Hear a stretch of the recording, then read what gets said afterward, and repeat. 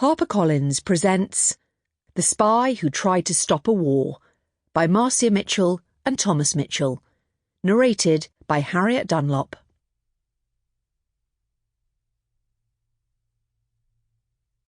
It was a decision of conscience in a world where nobody celebrates that.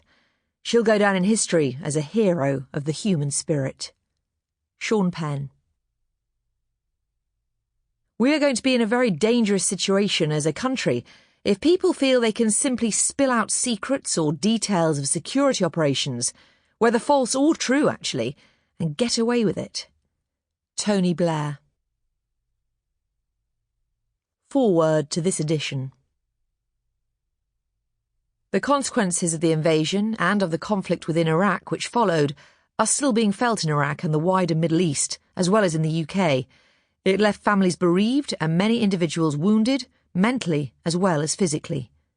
The Chilcot Report, Executive Summary, 2016. Chilcot has shone a light on what happened, but it's clear there are still bits of the puzzle that are missing. Now that we know better, will we do better? Katharine Gunn, Guardian, 8th of July, 2016. Gunn will not go quietly. Her trial will rehash the war's legality. Time magazine, Europe, 2nd of February, 2004. On the 6th of July, 2016, 13 years after Katharine Gunn was arrested for violating the Official Secrets Act, 8 years after this book was first published, and 7 years after the official UK-Iraq inquiry was launched, a comprehensive government report made worldwide headlines. In 12 volumes, totalling 2.6 million words, the inquiry report concluded that the Iraq War was unnecessary, was based on questionable intelligence, and resulted in a chaotic, painful aftermath, all of which were avoidable.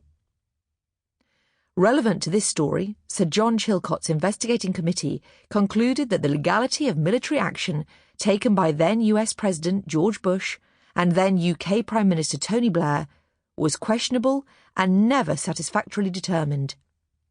From January to March 2003, a series of conflicting advisories and decisions revealed shady machinations fueling Bush's passionate pursuit of the grand prize, a sanctioned war and the removal of Saddam Hussein.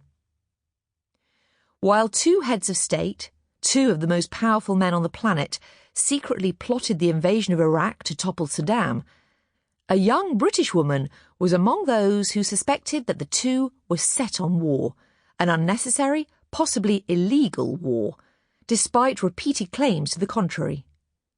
Katharine Gunn enthusiastically marched against the invasion, along with thousands of others. But for her, marching was not enough.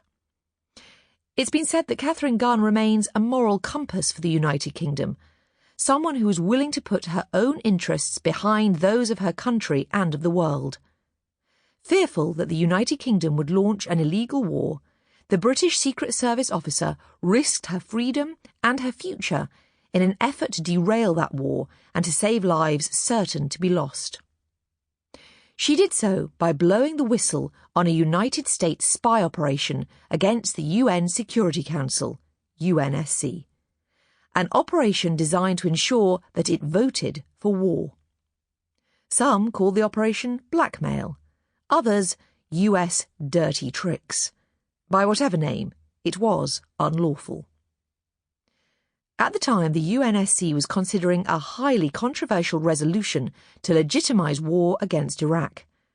Truth, made public by Katharine's whistle, ended the US National Security Agency's spy operation and hopes for legalising the war. Where the Crown Prosecution Service's most distinguished practitioners wanted to make the criminal case against Katharine about sharing secrets, Katharine wanted it to be about the secrets themselves. She wanted the public to understand what our governments were doing and who would suffer as a result. She was deeply concerned about the multitude of deaths that would result from an unnecessary war. Her defence, that she believed the Iraq War was illegal, would, years later, be supported by excerpts from the Chilcot Report. But 5 years would pass before the inquiry would be initiated. When it was complete, Sample complete. Ready to continue?